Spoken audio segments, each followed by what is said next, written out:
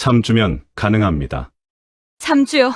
지금 제 딸이 죽어가고 있는데 고작 절차 때문에 기다리라는 겁니까? 사흘마다 생존율이 15%씩 곤두박질 치는 상황에서 유럽 최고 수준이라는 병원들은 하나같이 고개를 저었습니다. 진정하세요. 모든 일엔 절차가 있습니다. 소견서부터 가져오세요. 돈은 얼마든지 낼 테니 제발 빨리만 해달라고 울부짖어도 순서를 지키라고만 답했습니다. 그런데 충격적인 반전은 지금부터였습니다. 유럽에서 포기했던 그 아이가 단 일주일 만에 복도를 뛰어다니는 영상이 재생되자 회의실은 소름 돋는 정적에 휩싸였습니다. 토요일 밤에도 집에서 뛰쳐나와 수술실 불을 켜는 뜨거운 열정과 압도적인 실력으로 유럽 의료계의 오만을 짓밟아버린 나라. 세계 최고 전문 병원을 선정하는 뉴스위크가 인정한 심장수술 강국, 대한민국. 그 감동적인 이야기, 지금 바로 시작합니다. 3주 후면 가능합니다. 의사는 차트를 덮으며 말했습니다. 마치 오늘 점심 메뉴를 고르듯 아무렇지 않은 목소리로요. 3주요? 네.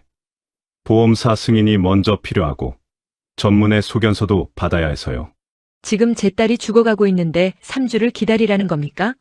하르트만 씨, 진정하세요. 절차가 있습니다. 절차. 저는 그 단어를 평생 믿어온 사람이었습니다. 제 이름은 이네스 하르트만입니다. 유럽 의료기관 인증위원회 수석 심사관이에요. 독일에서는 아이가 아프면 주치의 예약부터 잡아야 합니다. 주치의를 만나야 전문의를 볼 수 있고 전문의를 거쳐야 대형 병원 수술 대기 명단에 오를 수 있죠. 공보험 가입자라면 전문의 한 번 보기가 몇 주, 대형 병원 수술은 몇 달이 기본이었습니다. 돈은 얼마든지 낼 테니 제발 빨리만 해달라고 울부짖어도 시스템은 조용히 답했습니다. 순서를 지키라고요. 하지만 그 철저한 절차 덕분에 수술은 언제나 완벽하게 준비됐고 결과도 완벽했습니다. 저는 15년간 그 시스템에 수백 장의 인증서를 써줬습니다. 그런데 그 인증서를 받은 병원이 지금 제 딸에게 3주를 기다리라고 했습니다. 제가 직접 서명한 그 종이가 지금 제 딸의 목을 조르고 있었습니다. 취리히 대학병원이었습니다. 승모 판막 협착증에 부정맥까지 겹쳤다고 했습니다. 쉽게 말하면 심장의 판막이 제대로 열리지 않아 피가 막히는 병이었습니다. 어른도 버티기 힘든 병을 8살짜리 아이가 앓고 있었죠. 리나의 심장은 사흘마다 생존율이 15%씩 떨어지고 있었습니다. 3주는 그 사흘이 7번 돌아오는 시간이었죠. 수술대에 오를 때쯤이면 생존율이 32%까지 곤두박질 친다는 뜻이었습니다. 3명 중 2명은 살아서 돌아오지 못한다는 뜻이었습니다. 시간이 없었습니다. 저는 리나를 봤습니다. 코와 입을 덮은 산소 마스크, 모니터에서 불규칙하게 깜빡이는 숫자들, 가슴 위에 얹힌 작고 창백한 손. 이틀 전까지만 해도 밥을 먹다가 당근이 싫다며 투정을 부리던 아이였습니다. 저는 그걸 보고 웃었죠. 그게 마지막 웃음이 될 줄은 그때는 미처 몰랐습니다.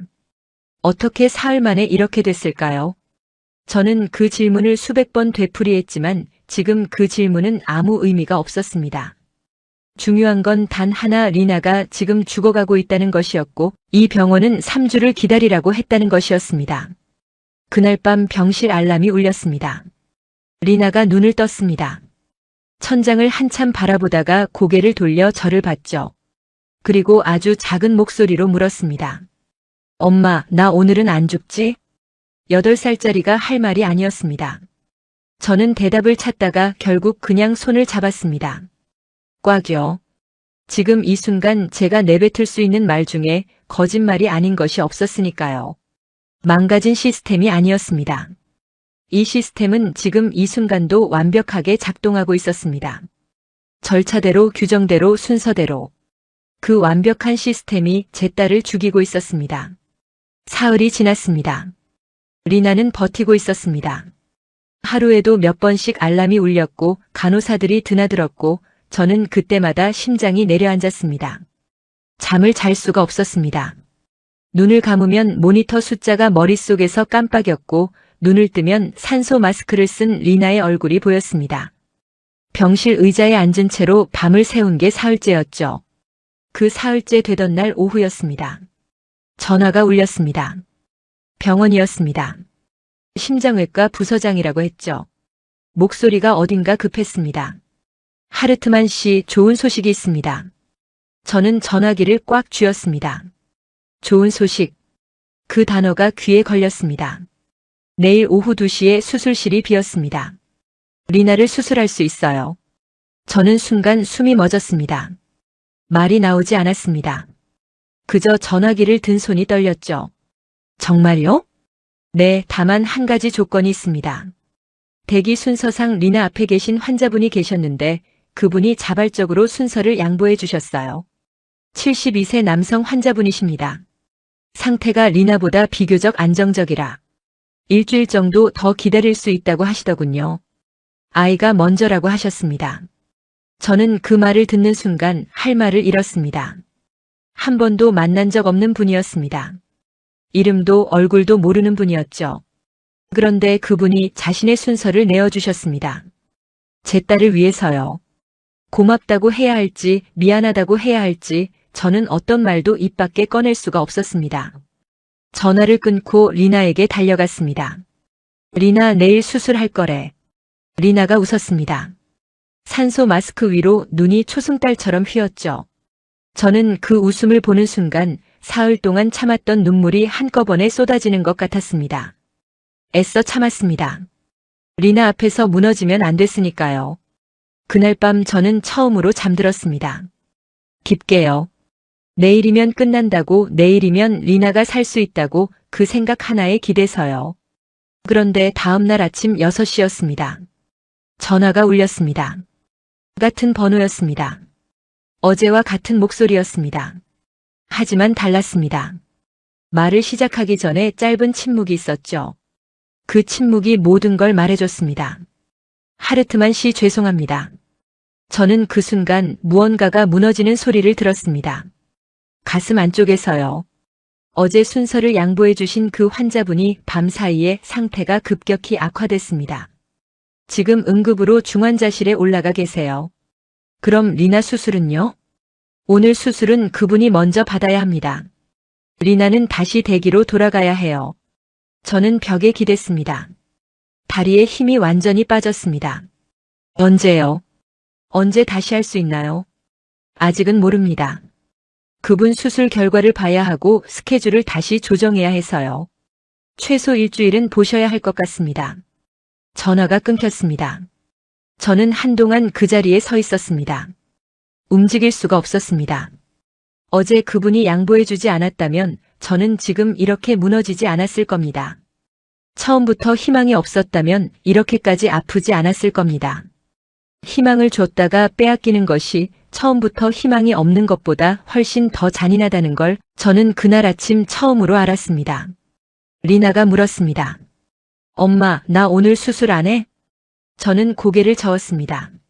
말이 나오지 않았습니다. 어떻게 설명하죠? 너를 살리려고 순서를 양보해 주신 분이 오히려 위독해지셔서 내 차례가 다시 밀렸다고요. 그 말을 8살 아이에게 어떻게 합니까? 그날 오후 저는 혼자 복도를 걸었습니다. 아무 생각 없이 걷다가 중환자실 앞에서 멈췄습니다. 유리창 너머를 바라보는 여자가 있었습니다. 70대쯤 됐을까요? 눈이 붉게 부어 있었고 손수건을 두 손으로 꽉 쥐고 있었습니다. 저는 알았습니다. 저 사람이 그분의 아내구나. 그녀가 저를 봤습니다.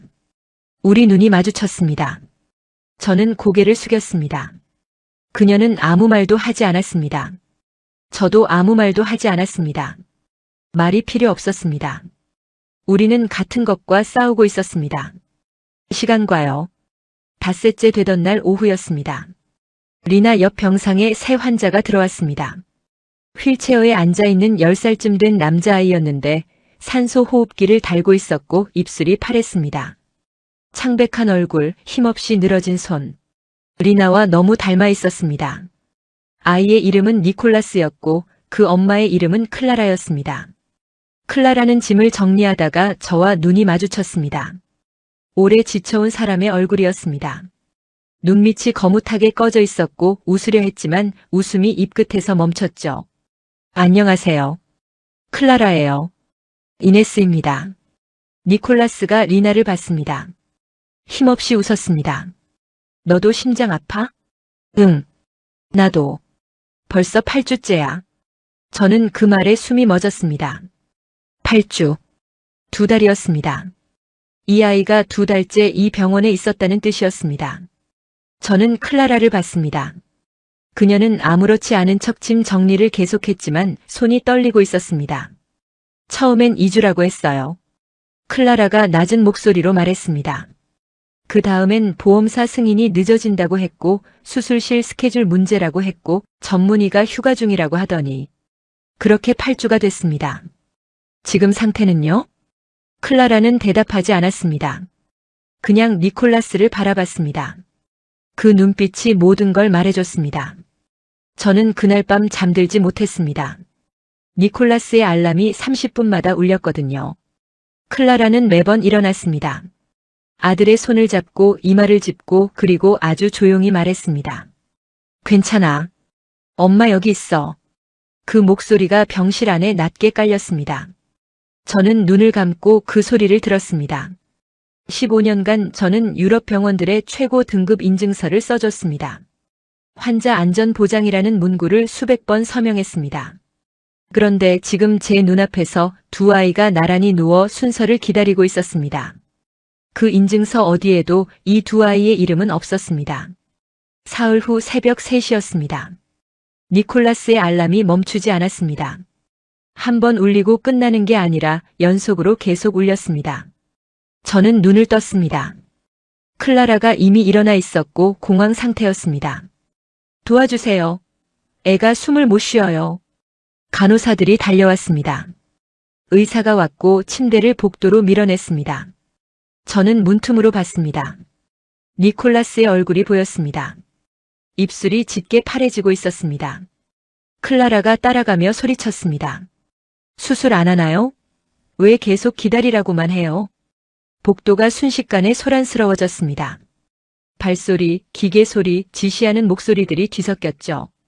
저는 병실 문에 등을 기댄 채 그 소리들을 듣고 있었습니다. 그러다 한 의사의 목소리가 들렸습니다. 응급수술 준비. 지금이요? 심장외과 당직이 다른 수술 중이에요. 그럼 기다려야죠. 기다려야죠. 저는 그 말을 듣는 순간 온몸이 굳어버렸습니다. 아이가 지금 죽어가고 있었습니다. 그런데 기다려야 한다고요. 저는 15년간 이 시스템을 믿었습니다. 이 시스템이 사람을 살린다고 믿었습니다. 하지만 지금 이 순간 이 완벽한 시스템은 10살짜리 아이를 살리지 못하고 있었습니다. 1시간이 지났습니다. 소란스럽던 복도가 언제부터인가 조용해져 있었습니다. 발소리도 기계 소리도 누군가를 부르는 목소리도 사라졌죠. 그리고 그 정막 속에서 클라라가 돌아왔습니다. 혼자였습니다. 천천히, 아주 천천히 복도를 걸어왔습니다. 병실 문 앞에 서서 멈췄습니다. 저는 그 얼굴을 봤습니다. 그리고 한눈에 알았습니다. 클라라는 바닥에 주저앉았습니다. 소리도 없이 그냥 무너지듯이요. 몸이 떨렸습니다. 저는 다가가 옆에 앉았습니다. 뭐라 말해야 할지 몰랐습니다. 말을 찾으려 했지만 어떤 말도 지금 이 자리에서는 의미가 없을 것 같았습니다. 그냥 옆에 있었습니다. 한참 후 클라라가 겨우 입을 열었습니다. 심정지였어요. 수술팀이 없었대요. 준비하는 동안 니콜라스는 그녀는 말을 멈췄습니다. 끝까지 말하지 못했죠. 의사가 뭐라고 했는지 알아요? 죄송합니다. 절차상 어쩔 수 없었습니다. 라고. 클라라는 웃었습니다. 웃음이 아니었습니다. 8주를 기다린 사람이 더 이상 울 힘도 없어서 웃음처럼 일그러진 얼굴이었습니다. 8주를 기다렸어요. 매일 내일은 될 거라고 했어요. 그런데 결국 저는 아무 말도 할 수 없었습니다. 잠시 후 클라라가 저를 봤습니다. 눈이 텅 비어 있었습니다. 당신 딸은 언제 수술해요? 저도 아직 모르겠어요. 클라라는 천천히 일어났습니다. 그리고 돌아가려다 멈췄습니다. 저를 향해 돌아서서 아주 낮은 목소리로 말했습니다. 도망가세요. 네. 이 시스템에서 도망가세요. 니콜라스처럼 되기 전에요. 그녀는 복도로 걸어갔습니다. 뒤돌아보지 않았습니다. 저는 병실로 돌아왔습니다. 리나는 자고 있었습니다. 평화로운 얼굴이었습니다. 하지만 니콜라스의 침대는 비어 있었습니다. 시트는 깨끗하게 정돈되어 있었고 모니터는 꺼져 있었습니다. 아무 흔적도 남지 않았습니다. 마치 처음부터 없었던 것처럼요. 니콜라스는 8주를 기다렸습니다. 그리고 죽었습니다. 저는 그 빈 침대를 오래 바라봤습니다. 리나는 지금 5일째였습니다. 2달을 기다린 아이도 살아남지 못한 시스템 안에서 제 딸은 지금 5번째 밤을 보내고 있었습니다. 창밖으로 취리히의 새벽이 밝아오고 있었습니다. 저는 그 빛을 바라보며 결심했습니다. 더 이상 기다리지 않겠다고요. 엿새째 아침이었습니다. 복도를 걷고 있는데 누군가 낮은 목소리로 불렀습니다. 하르트만 씨, 잠깐만요. 돌아보니 첫날 리나를 진찰했던 응급실 의사였습니다. 그는 주변을 한번 살피더니 조용히 계단 끝으로 저를 이끌었습니다. 아무도 없는 곳이었습니다. 그는 한참을 망설였습니다. 무언가를 꺼내려다가 다시 멈추고 또 망설였죠. 저는 그냥 기다렸습니다. 공식적으로 드릴 수 있는 말이 아닙니다. 그는 주머니에서 작게 접힌 메모지를 꺼냈습니다. 손으로 직접 쓴 글씨였습니다. 저에게 건네면서 눈을 마주치지 않았습니다. 한국입니다. 서울에 있는 병원이에요. 저는 그 종이를 받아들었습니다. 한국이요? 솔직히 말씀드리면 제 머릿속에 한국의 이미지는 반도체와 K-팝 정도였습니다. 의료 선진국이라는 이미지는 없었습니다. 오히려 독일, 스위스, 프랑스 그런 나라들이 세계 최고라고 생각했죠. 저는 15년간 그렇게 믿어왔고 그 믿음에 수백 장의 인증서를 써줬습니다. 한국 병원을 단 한 번도 심사한 적이 없었고 심사할 생각조차 해본 적이 없었습니다. 소아심장 수술로는 세계 최고 수준이에요. 특히 승모판막 협착증 같은 경우엔 속도가 달라요. 아주 빠르죠. 얼마나 빠른데요? 독일에서 6주 걸리는 걸 이틀 만에 끝낼 수 있어요. 저는 고개를 저었습니다. 15년간 의료 시스템을 심사해온 사람으로서 그건 불가능한 이야기였습니다. 아무리 실력이 좋아도 시스템이라는 건 그렇게 작동하지 않으니까요. 보험사 승인이 있고 전문의 소견이 있고 스케줄 조율이 있습니다. 그 절차를 이틀 만에 끝낸다는 건 제가 아는 의료 세계에서는 있을 수 없는 일이었습니다. 그건 불가능해요. 의료 시스템이라는 게 그렇게 작동하지 않거든요. 그래서 제가 이 이야기를 못하는 겁니다. 그는 메모지를 제 손에 꼭 쥐어줬습니다. 저는 이 병원 의사예요. 공식적으로 다른 나라 병원을 추천할 수 없어요. 만약 이 일이 알려지면 제 면허가 위험할 수도 있고요. 하지만 그는 말을 멈췄습니다. 잠시 침묵이 흘렀죠. 저도 아이가 있거든요. 그리고 그는 떠났습니다. 뒤도 돌아보지 않고요. 저는 한참 동안 그 메모지를 바라봤습니다. 거기엔 병원 이름과 전화번호, 그리고 담당 교수 이름이 적혀 있었습니다. 이재원 교수, 서울대학교 어린이병원 소아심장외과. 그날 밤 저는 인터넷을 검색했습니다. 서울대학교 어린이병원, 소아심장외과, 승모판막 협착증 수술. 논문이 쏟아졌습니다. 수십 편이었습니다. 수술 성공률, 생존율, 합병증 비율. 저는 숫자를 읽는 사람이었습니다. 그래서 바로 알았습니다. 이 수치들은 유럽 평균을 넘었습니다. 넘는 정도가 아니었습니다. 압도적이었습니다. 저는 모니터 앞에 한참 앉아 있었습니다. 15년간 제가 최고라고 믿어온 시스템이 이 나라 앞에서는 평균이었습니다. 제가 한 번도 인증서를 써준 적 없는 나라가 제가 그토록 신뢰한 나라들을 이미 훌쩍 넘어서 있었습니다. 저는 잠든 리나를 봤습니다. 가슴이 규칙적으로 오르내리고 있었습니다. 지금 이 순간만큼은요. 그 모습을 보며 저는 조용히 결정을 마쳤습니다. 이메일을 보낸 시간은 새벽 4시였습니다. 리나의 모든 의료 기록을 PDF로 변환해서 첨부했습니다. 진단서, 심장 초음파 결과, 응급실 기록, 그동안의 검사 수치들. 병원 의무기록실 담당자를 새벽에 깨워서 받아낸 자료들이었습니다. 이메일을 작성하는 손이 떨렸습니다. 전송 버튼을 누르는 순간 이게 맞는 선택인지 아닌지 아직도 확신이 없었습니다. 하지만 누르지 않으면 아무것도 달라지지 않는다는 건 알았습니다. 전송했습니다. 그리고 기다렸습니다. 1분이 지났습니다. 10분 그리고 30분이 지났습니다. 저는 화면에서 눈을 뗄 수가 없었습니다. 답장이 올까요? 아니면 아무 응답 없이 끝나는 걸까요? 혹시 이 메일이 스팸함으로 들어가 버린 건 아닐까요? 별별 생각이 다 들었습니다. 한국은 지금 아침이라고 했습니다. 업무 시간이었죠. 그래도 외국에서 날아온 낯선 이메일을 바로 확인할 리 없었습니다. 그렇게 생각하던 참이었습니다.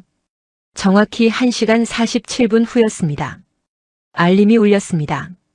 환자 수술 가능. 입국 즉시 검사 후 24시간 내 수술 진행 가능. 비자 문제 없음. 병원 초청장 발급 가능. 회신 바람. 저는 그 이메일을 3번 읽었습니다. 24시간 내 수술. 취리히에서는 아직도 보험사 답변을 기다리는 중이었습니다. 수술 날짜조차 잡지 못한 상태였죠. 그런데 한국은 이메일 한 통을 받은 지 2시간도 채 안 돼서 24시간 안에 수술이 가능하다고 답장을 보내왔습니다. 저는 15년간 유럽 의료 시스템을 심사해온 사람이었습니다. 그 경험으로 보면 이건 불가능한 일이었습니다. 어떤 병원도 이렇게 움직이지 않았으니까요. 하지만 제 눈앞에 있었습니다. 저는 그날 아침 담당 의사를 찾아갔습니다. 이메일을 보여주면서 물었습니다.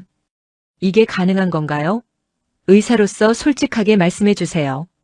그는 화면을 오래 봤습니다. 아주 오래요. 표정이 복잡했습니다. 한참 후에 천천히 고개를 끄덕였습니다. 기술적으로는 가능합니다. 당신이 저라면 어떻게 하겠어요? 그는 한숨을 쉬었습니다. 그리고 저를 봤죠. 한국으로 갔을 겁니다. 저는 리나에게 돌아왔습니다. 리나는 막 눈을 뜨고 있었습니다. 저는 침대 옆에 앉아 리나의 손을 잡았습니다. 리나야, 우리 한국 갈 거야. 한국이 어딘데요? 엄마도 가본 적은 없어. 근데 거기 좋은 선생님이 있대. 리나 심장 고쳐줄 수 있는 선생님. 리나는 잠시 생각하더니 물었습니다. 그 선생님이 나 진짜 고쳐줄 수 있어요? 저는 리나의 손을 꽉 잡았습니다. 응. 고쳐줄 수 있어. 거짓말이 아니길 바랐습니다. 간절히요. 비행기는 12시간을 날았습니다. 리나는 버텼습니다. 기내 의료진이 내내 옆에서 상태를 확인했고 저는 리나의 손을 잡은 채 한숨도 자지 못했습니다.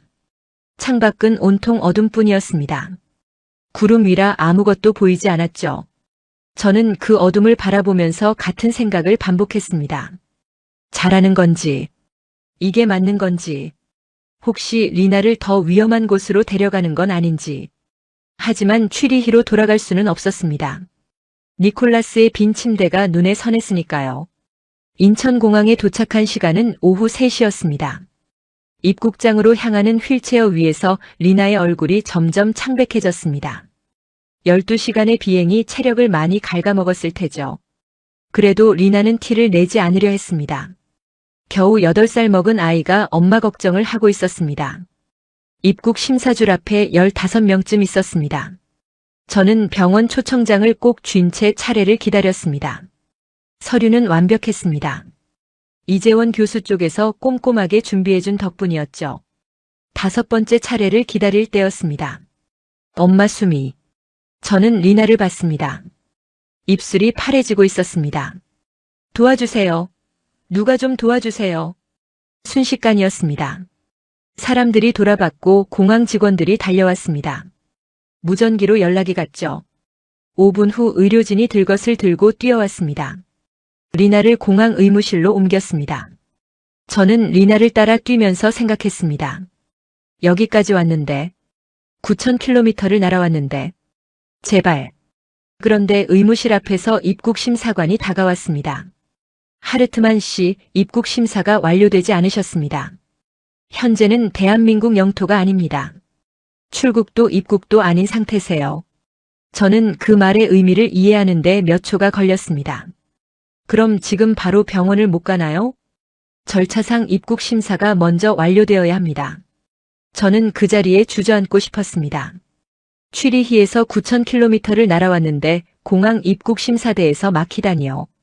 취리히 병원에서 절차를 말하던 의사의 얼굴이 떠올랐습니다. 어디를 가도 절차였습니다. 어디를 가도 기다리라는 말이었습니다. 그때 의무실 의사가 나왔습니다. 산소 포화도가 계속 떨어지고 있어요. 빨리 병원으로 가야 합니다. 저는 전화기를 꺼냈습니다. 이재원 교수 번호를 눌렀습니다.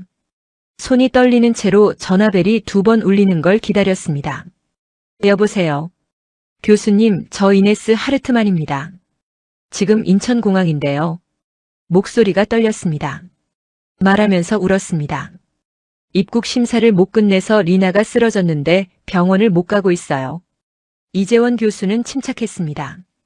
당황한 기색이 전혀 없었습니다. 지금 공항 어디 계세요? 의무실이요. 입국관리사무소 직원 바꿔주세요. 저는 전화기를 직원에게 건넸습니다. 교수가 직원과 통화하는 동안 저는 유리창에 이마를 붙인 채 의무실 안을 들여다봤습니다. 리나가 산소 마스크를 쓴 채 누워 있었습니다. 눈을 감고 있었죠. 의료진이 바쁘게 움직였고 모니터 알람이 울리기 시작했습니다. 리나야, 조금만 더 버텨줘. 거의 다 왔어.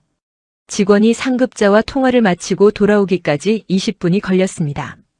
그 20분이 평생처럼 느껴졌습니다. 마침내 직원이 서류를 들고 다가왔습니다. 특별 입국 허가가 났습니다. 병원 보증으로요. 구급차가 밖에서 대기 중입니다. 저는 그 순간 무너졌습니다.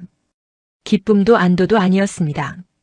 그냥 12시간의 비행과 20분의 공포가 한꺼번에 쏟아지는 것 같았습니다. 울음이 터졌지만 닦을 겨를도 없었습니다. 구급차 안에서 의료진이 이미 리나의 상태를 확인하고 있었으니까요. 혈압 떨어지고 있어요.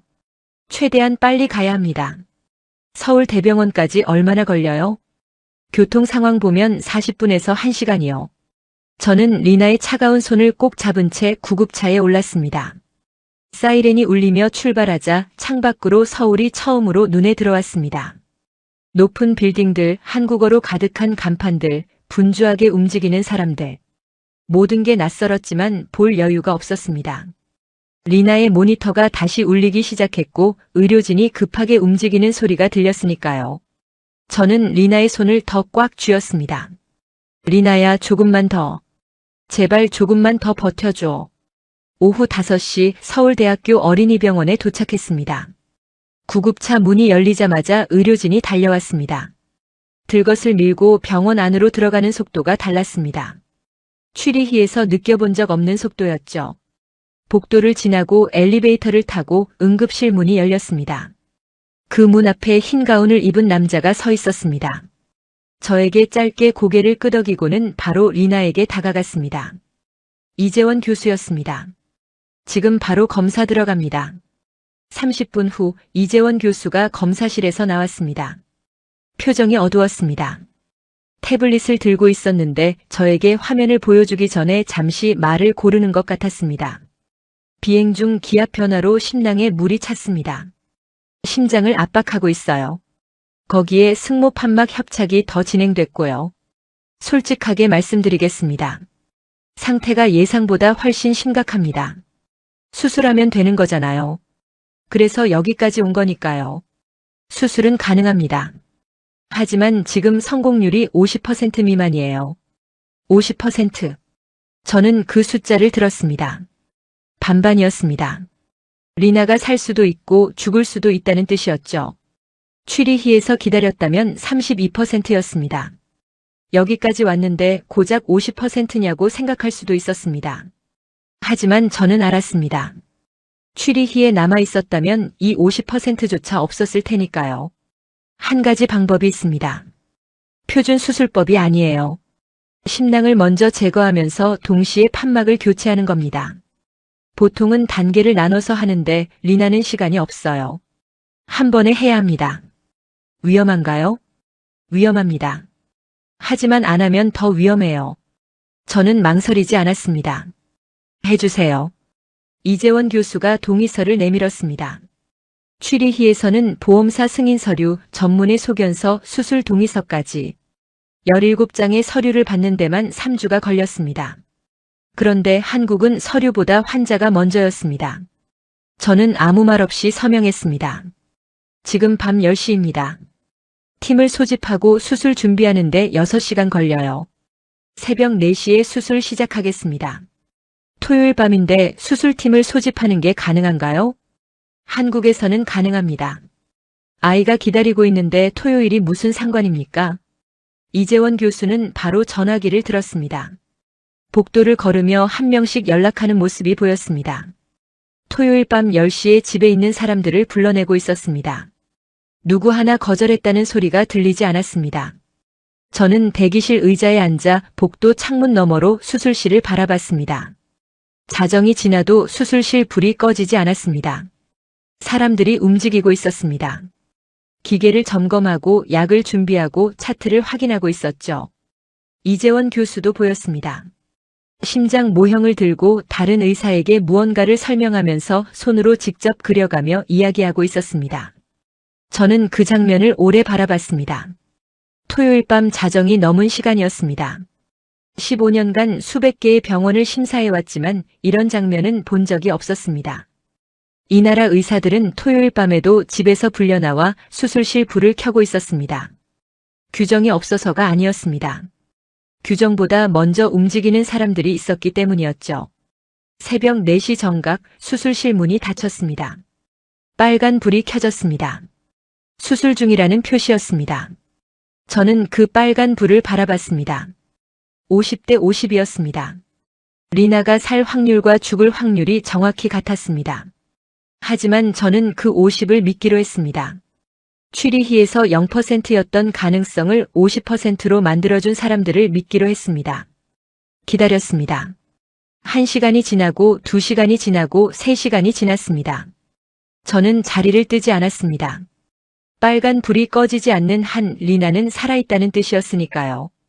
오전 10시 20분이었습니다. 수술실 문이 열렸습니다. 6시간 20분이 걸렸습니다. 이재원 교수가 마스크를 벗으며 나왔습니다. 얼굴에 땀이 맺혀 있었고 눈밑이 거뭇하게 꺼져 있었습니다. 밤새 한숨도 자지 못한 얼굴이었죠. 그가 저를 봤습니다. 그리고 고개를 끄덕였습니다.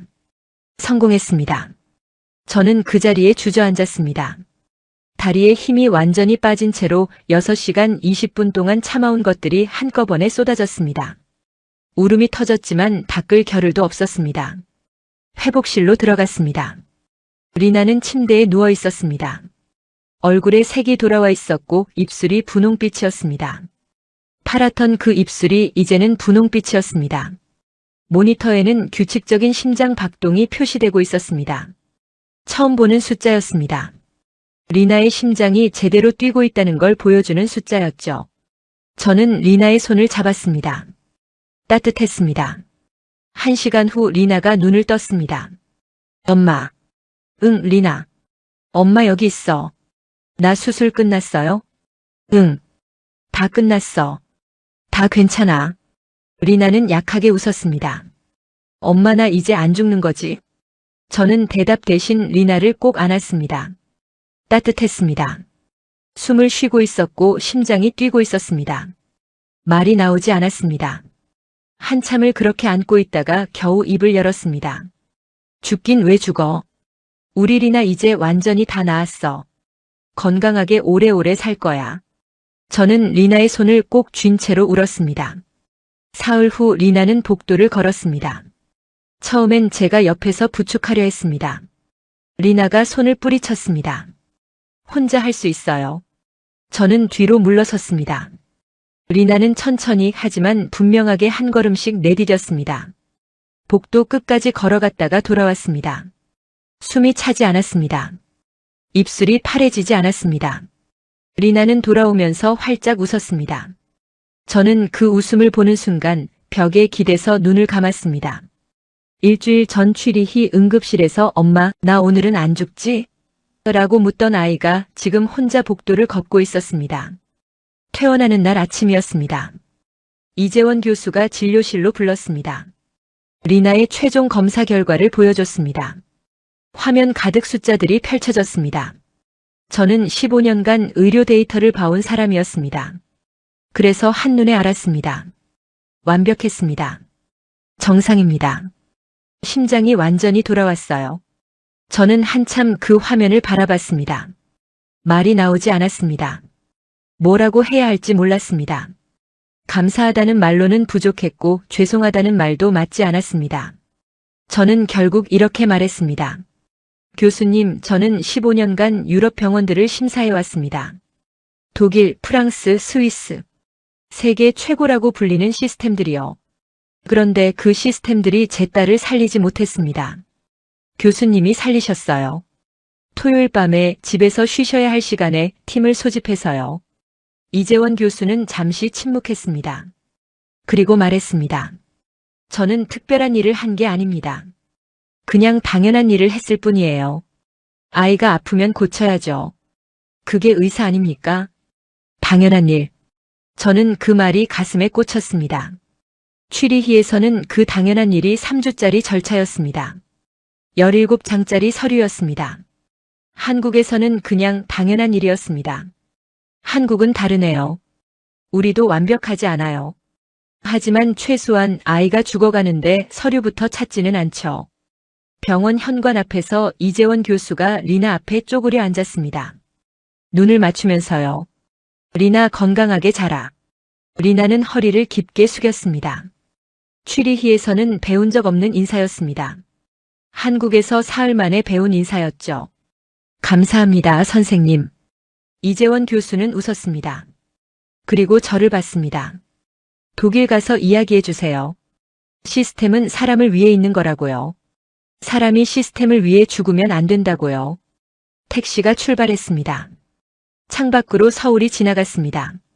일주일 전 구급차 안에서 처음 이 도시를 봤을 때 모든 게 낯설었습니다. 간판도 빌딩도 사람들도. 지금은 달랐습니다. 낯설지 않았습니다. 오히려 고마웠습니다. 리나가 창밖을 보다가 물었습니다.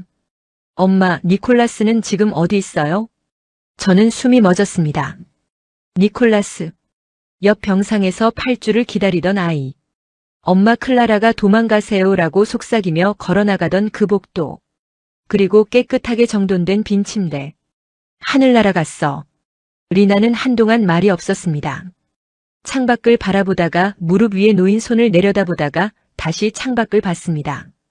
그리고 아주 조용히 말했습니다. 니콜라스도 한국 왔으면 살았을 텐데. 저는 대답하지 못했습니다. 맞는 말이었습니다. 그래서 더 아팠습니다. 취리히로 돌아온 첫날 회사 동료들이 모여들었습니다. 딸은 괜찮냐고 어디서 수술 받았냐고 물었습니다. 한국에서요. 회의실이 순간 조용해졌습니다. 그리고 누군가 말했습니다. 한국이요? 독일 시스템이 더 안전하지 않나요? 저는 그 사람을 바라봤습니다. 한 달 전에 저였습니다.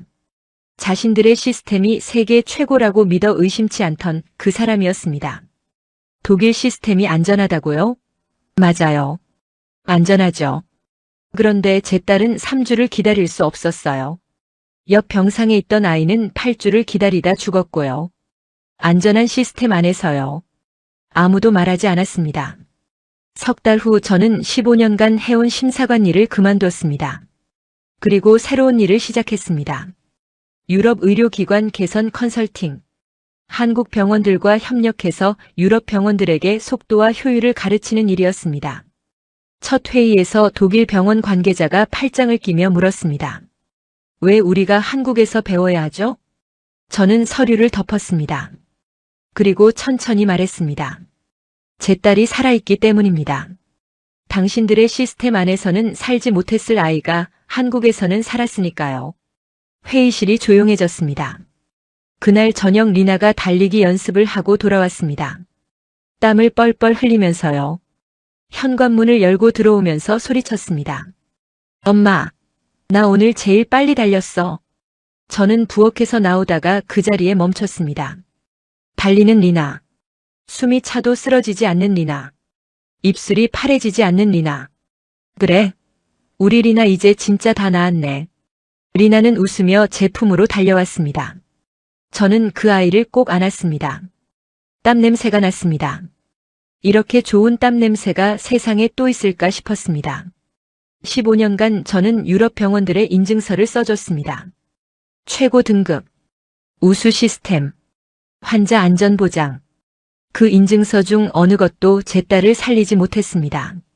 정작 제 딸을 살린 건 제가 단 한 번도 인증서를 써준 적 없는 나라였습니다. 그 나라의 이름은 한국이었습니다. 오늘 이네스의 이야기 어떠셨나요? 취리히에서 9,000km를 날아온 한 엄마의 선택이 결국 옳았습니다. 서류보다 환자를 먼저 생각한 사람들이 있었으니까요. 그 사람들이 있는 나라가 한국이었습니다. 오늘도 함께 해주셔서 감사합니다. 이 이야기가 마음에 닿으셨다면 구독과 좋아요 꼭 눌러주세요. 여러분의 응원이 다음 이야기를 만드는 힘이 됩니다. 다음 영상에서 또 만나요.